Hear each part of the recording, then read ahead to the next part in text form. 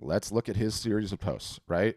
Here is, which fall getaway do you like? A romance post. Post before this, okay? Announcing his 30% off site-wide sale. Next post, talking about his 30% off site-wide sale. Next post, so a romance post showing images on the wall that his customers had. Next post, him doing the marketing that only he can do. He's doing some new series where he's taking photos of dogs of London. Here he is posting the stuff only he can post, right? Okay, great. Oh, that's a cute one. Nice. Next one, 30% off sale, right? Next one, 30% off sale. That's great mail-in. I look at that, and again, an entire team of people marketing for him, a $20 million a year business, one of the best-selling photographers in the entire world, right? That's interesting. I go to Meg's, okay, and I've been following Meg for a long time, so I look at Meg's, and you get past her, normal promotional post. Last chance, 30% off sale. Prime Day deal, get 30% off.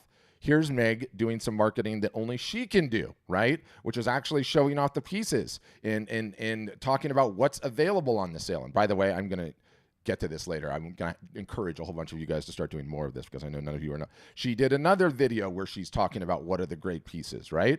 Then, do I have any other artists following me? Regular romance. And then, boom, announcing the sale, right? Like, there is no discernible visual difference between the $20 million a year art business and you guys that were on Copilot. Now, I know the results are not all the same, but the point is the marketing being executed on to that level, right? Is it shipping in the same fashion and looking that good? And this just got me all fired up, like the numbers and everything else. And the rant I want to go on, and this is just important. Some of you guys have heard parts of this, most of you not. So guys, we are in a collector-based business. Every single solitary one of you is in a collector-based business. It's just that simple. The business at a macro is to acquire as many collectors as possible.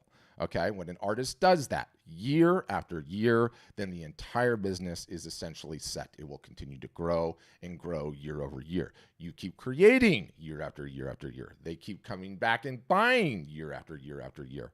And how do you acquire the collectors? What are the first steps in that process, right? You acquire as many new customers as you can. Again, year after year after year. What are the best strategies to do that? To ensure that you are acquiring the most new customers per year, right? Like, what are the best marketing and pricing strategies to do that? And hint, running sales is a big one. Running sales is a huge one because you are going to acquire new customers. You keep marketing to those new customers. Some percentage of those new customers are going to come back and buy again. Some percentage are going to turn into collectors. And at a macro, that's the game that we're playing here. I think what we don't talk about enough, and I sort of got inspired to talk about this a little bit, is especially after Tuesday, is like the time horizon, right? The time horizon that we have to achieve all of this.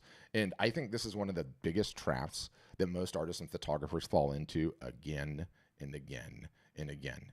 And it is unrealistic time horizons for the growth of their business. My art is fantastic. I am so talented. If I can just get my art in front of buyers' eyes, it will sell. I know it will sell. So I go to market my art for a period of time and I don't get the results I want and I quit. And that would be all good in my estimation. That happens to thousands of artists and photographers, a vicious cycle, rinse and repeat, rinse and repeat. That would be all good if you were going to quit the business and live and move to other pursuits, right? But therein lies the problem. There's no quitting in being an artist or a photographer. It's for life. You can't turn it off. You can quit trying to grow the business for a period of time, but as I've discovered, you can't turn that desire to create art off. The creative thirst will not be sated. The Eagles sang about this, right? You can check out anytime you like, but you can never leave. You guys are artists for life. So the trap that we all fall into, me included, is that we're due immediate results, right? And that it's easy to build an art business and that you can create a successful one without suffering and a lot of hard work. And no one ever takes into account the time horizon. And what is the often cited line, stole this from Steve Jobs, that nothing of value in today's day and age is created in a period of time that is less than 3 to 5 years. That is how long it takes to create anything of value. And stated another way, what are some of the most successful artists that we have on this platform? They all have in common, one thing they all have in common, they've been grinding hard for years and years and years. 5 to 10 years plus for most of them, certainly more than 3 to 5. So it's been through this lens of time, right? And me being able to have like the time to like zoom out, because I'm not day to day and your business is running them and having the ups and the lows and the downs and everything in between, that I get so excited with the results from these Prime Day sales. And I get so excited because I see a 97% year over year growth, right? Like many of you with Copilot running these things. And I'm so excited for the years to come. Okay. For those of you guys that don't have big audiences yet, you have small email lists, you have small social media followings, you're just getting started. Hearing all of this is extremely discouraging. I get that. But guess what? That doesn't mean it's not reality. It's just reality, right? Like your results might not be epic right now and you might be struggling with them and you're like, I'm upset about this. But through the lens of time, that Prime Day sale that we just had you run, regardless of your results, is just one among thousands, right? It's one among the thousands that we're going to be running for these next few years and next decades. And so, when I think about that and I go back to the successful folks and what makes them tick, some of the ones we've interviewed recently, some other ones that are going to be interviewed soon, like those folks, whether by sheer grit and determination or by instinct, or maybe someone mentored them early on in the career, that they're going to have to suffer for years, okay, to get to where they wanted to go. And so they never quit, right? When they were going through hell, somebody told them like, hey, keep going, right? And they did. And I think to my own career, and Lord knows I've fallen into that so many times. This is not the pot calling the kettle black, right? Like we all expect immediate results, instant gratification, right? Like we all fall into that trap, right? And I think, this potential thing suffocates more our careers than anything else, this need for instant gratification, this lack of understanding of the time horizon, right? And even just Tuesday on office hours, I can't remember the gentleman's name, but he was getting ready to fall into this trap, right? Like I launched with you guys over a year, or right about a year, had great sales in the beginning. And then it's been really, really slow going since. I've been following everything that you needed, right? I've been following everything that you guys have been teaching me. And, I said to him in a session, it's like, what's different is you're not on your own this time. You're not out there on your own doing all of this on your own without someone telling you the hell you're going through right now, the suffering you're going through right now is utterly, totally, and completely normal. Don't worry about it. Keep going, right? Do not give up right now. This is where all artists fail. This is where all artists quit. And pretty sure we got him out of that trap because I know Juan from my team followed up with him. So, the crisis is averted for him now, right? He's going to keep going and realizing that this thing just started. The marathon just started. But the trap is going to be back for him, just like the trap is going to be back for you, just like the trap is going to be back for me, for all of us, right?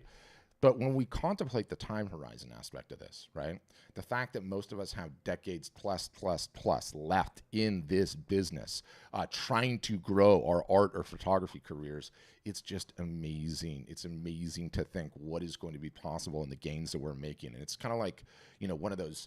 When I'm on Twitter, that's my main social network, X now, and it's like there's constantly these tweets on X from these financial advisors that are talking about, you want $1 million retirement account when you're 80? Start by putting in $10,000 each year and start when you're young, and the years in between are the most important years, right? And however you work the math in the retirement account question, an art business is no different than investing in that account, right? It's starting early and it's putting in the requisite amount every single solitary year, which no one does. An art business is no different, okay? It is a collector-driven business. Every new customer we acquire has the potential to become a collector. So when we focus on that new customer acquisition strategy, the entire business changes. It just changes. And I look at the sheer number of transactions for the Prime Day sale, okay? And I analyzed the AOV on it, and we don't have all the numbers in yet, and I haven't been able to break it down, but the average AOV was $110 per sale. $110 per sale, Patrick. What the hell are we doing? That's terrible. I sell fine art at $5,000 a piece. That's not what the Prime Day sale is. The Prime Day sale was an impulse buy sale. What is something that's relatively inexpensive that I can buy without asking my significant other on a lark because I am hit with the dopamine of Amazon doing all this advertising? That's what that sale is designed for. That sale is designed to acquire new customers. That's it. Because every new customer you guys acquire has the potential to turn into a collector. It is just a numbers game, right? So seeing that Prime Day sale and everything that went through there, it has me so fired up, and it has me thinking like, all year long, we've been talking about price points. All year long, we've been talking about having non-wall art as a part of our lineup. And I am just constantly reminded of how important these two concepts are, right? Like, what is the hardest thing to do for every single solitary one of you in here? This was true before you signed up. This will be true a year from now. This will be true 5 years from now. The hardest thing to do is to work consistently on your marketing. Yes, Copilot is helping a great deal of you, but you still have to be consistent in the marketing. And when you realize this, you realize just how important, guys, your price points and non-wall art, which the majority of you now have, but most of you previously didn't. These prices from 0 to 100, then 100 to 1,000, 1,000 plus, non-wall art as a part of the lineup. Like, when you realize the marketing is so hard, you will never see the full return on an investment of that time, energy, talent, money that the marketing was that you did if you don't have those items in your lineup. So I was so encouraged to see that low price point hitting like that, because that means a ton of you guys were selling merch and selling at the low end of the price point and acquiring new customers. New customers that are now going to get marketed to in perpetuity, that are now going to be exposed to every single solitary other sale you have. And it's just an incredible, incredible thing. And it's like, you know, let's take the time horizon and everything that I've just been talking about. What does a normal artist or photographer do? In their first year, maybe they sell 6 or 7 pieces if they're lucky. Maybe it's 2 or 3, right? Year 2, maybe they acquire 10 customers. Year 3, maybe they acquire 25. Okay, well, what happens in those 3 years when you have your price points dialed in, when you have merch as a part of your lineup, when you are running the requisite sales? Instead of acquiring 6 to 7, you're acquiring 50. Now, you're not making millions of dollars on the inexpensive items, but you're acquiring 50 customers. Year 2, instead of acquiring 10, you're acquiring 100. Year 3, instead of acquiring 25, you're acquiring 500, right? And again, a lot of them are at the lower end of the price point, but each one of those new customers represents a deposit in the retirement account that is the long-term revenue potential of your business, right? Because some portion of the new customers are going to turn into collectors. So at year 3, the artist that hasn't taken care of their price points in the non-merch, it has 42, or whatever those numbers pencil to, 42 customers. The other artist has 650. It's just math at that point. It is just math on what percentage of those new customers are going to come back and buy again and become repeat customers, or are going to turn into collectors. And nobody ever does the numbers with the included lens of time, right? And you know, I'm not selling merch, cheaper items, discounting, non-wall art. Even if I do, I'm not pushing them hard, right? But these sales are getting you guys to push them, and Copilot is getting you guys to push them. And I'm seeing the transaction volume, and I'm seeing it at a time when our world is so distracted, and I'm just really, really excited about it, okay? It's all about the number of new customers we can acquire per year. It's just that important a metric. And, you know, not for nothing, like, how does everyone think art actually sells? Okay. You know, this is another one of the traps that everyone falls into, that artists and photographers. You think you create it, you think you post it online, and you run a sale, and boom, right away it sells, right? And I'm sure that happens occasionally, but it's 1 time out of 100 rather than 99. You know, how it really happens is you create the art and you market it. You pick up an email address here or there. You pick up a follower here or there. You keep marketing, and time passes. They get to know you, right? Then you run a sale and they're not ready to buy wall art, so they buy one of those lower priced items. Some of this just happened to you on the Prime Day sale, right? Then you keep marketing to that person. They see the rest of your 4th quarter emails. 2 to 3 years down the line, you end up getting the big sale, all because you acquired that customer on that Prime Day sale a couple of days ago, right? And, you know, it's funny because I had a customer, and I'm not going to say their name or jinx them because it's not done yet, but I had a customer contact me. It's like, hey, I really, really need a favor. I really, really need some advice. I have a huge sale on the line. You got to coach me on this. And the sale on the line is 6 figures plus multiple pieces. And I did what I always do in this situation, because this is how I'm wired. How did they hear about you? How did they find out? And this person comes back to me and says, 2 years ago, I sold them a book. Sold them a book of their art 2 years ago, and now this person is back and they're about to get some form of a 6-figure deal over the line. That's how it happens in the real world. And so you can see these small sales coming in your merch and be discouraged about it. Like, yeah, great, I made $6 on a tote bag. Like, great Prime sale for me. But you acquired a customer, and you're starting to learn how to acquire these customers, how to have your art, your photography, your creations in a format such that they qualify as an impulse purchase. No one makes an impulse purchase on wall art. I have to measure my wall. I have to talk to my wife. I have to think about it. I have to marinate on it. It's a lot of money. Wall art, I mean, merch of whatever stripe that it is, oh, that thing's awesome. Boom. Buy it, dopamine hit, and move on with my day. It's Prime Day. So just really, really excited to just see all of that. And I'm also, I'm also now becoming acutely aware, okay, especially as Copilot has come into the picture and it's solving a bunch of these things where you guys are now doing the regular sales. It's like, how many new customer acquisition strategies can we come up with and can we start teaching you guys on? Now, I've got two really good episodes on the podcast about this. One, will you link the podcast for anyone that hasn't listened to it? They're number 50 and 51, and just put those numbers into the chat along with it. And one is how to set your art up for impulse purchases, and then the next is just a deep dive on this new customer argument that I'm making that I'm just ranting on now. But I realize like it's incumbent upon us now at Art Storefronts as we're continuing to level up on our teaching and get better. Is like how many new customer acquisition strategies can we give you? Because you don't need a new customer acquisition strategy. You need new customer acquisition strategies, right? And, you know, yes, the price points in non-wall art is a strategy critical to this. Yes, running sales and promotions is critical to this. But there are a number of creative ways to go about this. And you guys are giving me a ton of inspiration just in the questions that you're asking, you know, on office hours about this, right? And again, all we're attempting to do is acquire as many new customers per year as we can. We know we are going to be at this for decades. We know if 10 years from now we've acquired 3,000 customers versus the 50 that most art businesses do, or whatever those numbers look like, right? The business is going to be in a great place. And it's really the only rule. You know, there's really not any others. It's like, how many new customers can you acquire? With what items, at what price points? It doesn't matter. It is wide open to your creativity. It's just acquiring the customer, regular, consistent marketing, right?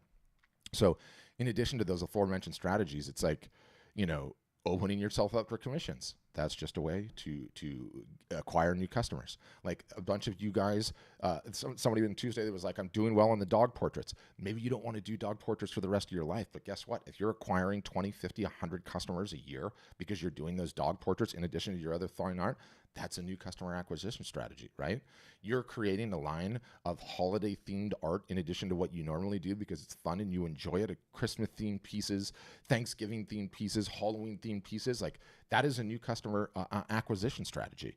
Like one of the hottest things that I'm seeing on the internet right now are these photos of your house, okay, that you take yourself, you upload to this application and it gives you a AI generated 3D version of your house, right? And you hang that on the wall as an art piece. Like that is a new customer acquisition strategy. Yeah, fine. There's AI 3D that does it. Who cares? Like how cool is a hand painted image of the house, right? So I realize Art Storefronts as a business, we have to start delving into this more and more and more.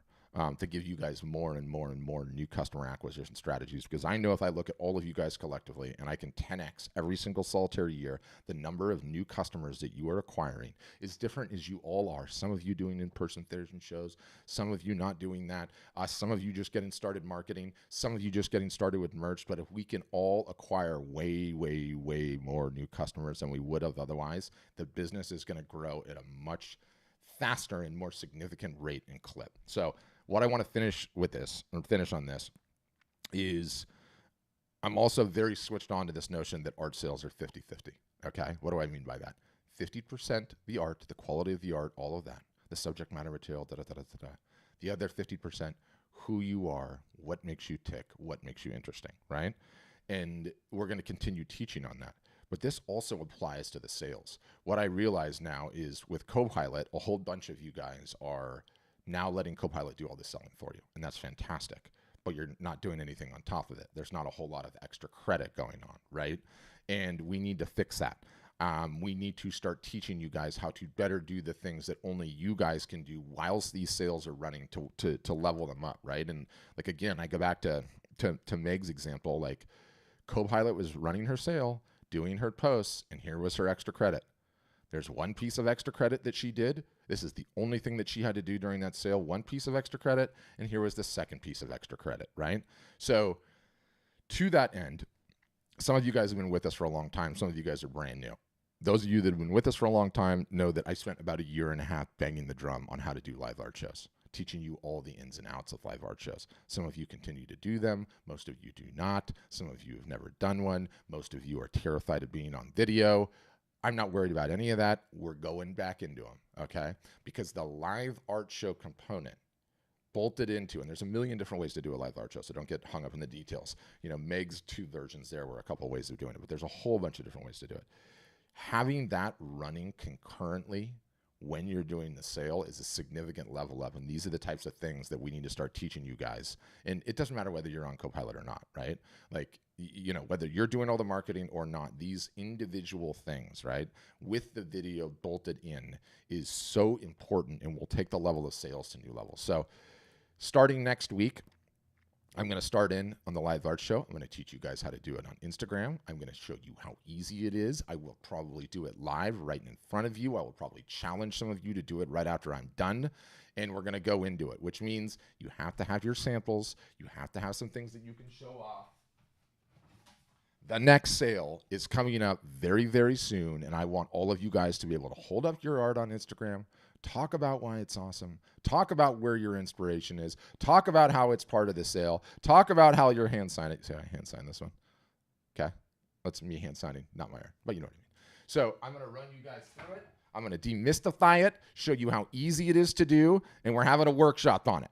So that's coming up probably either Tuesday or Thursday next week, but I'll announce you via email. And for anyone that doesn't have their samples, okay, or feels like they need to get going on something, I made them put in a print discount this morning. It goes till Sunday. So if you don't feel like you have any samples on hand, okay, and you feel like you need some, what is the discount, Juan? What is the percentage? It's whatever the same percentage is, all the rest of the same percentages, whatever it is. It applies automatically. If you order anything today until Sunday, you can get it. So if you need some small prints, okay, so you can show them off, right? We're not talking about big ones here. Well, actually, whatever the heck you need, you can order. It's on discount. But, if you need some of these small ones, like, I need you guys to start doing what Meg was doing in there, right? And putting in these extra pieces of content that only you guys can do. Now, a year from now, when we get Copilot better, will Copilot do this for you? Yes, it will, but we're not there now.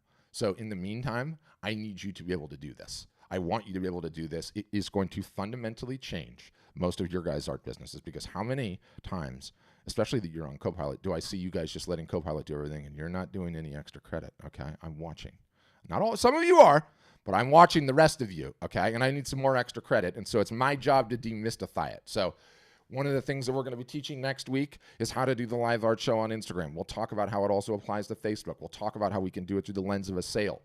We will talk about how we can share some of the posts that Copilot is doing in our Instagram stories and get the number of pieces of content we have pushed higher. But I'm very, very encouraged that our first sale had that level of growth over last year's sale. That tells me the art market, despite this crazy world that we live in right now, is in a healthy place. So whether you didn't run the sale, you ran the sale, you didn't get the results you want, you got okay results, or you hit it out of the park, don't worry. Things are looking good. We have the marathon to go. All right, Juan, I'm going to take 5. You start with the questions, and then I'll come back and help you in a sec. Deal? Deal. I'll let my voice rest for a sec.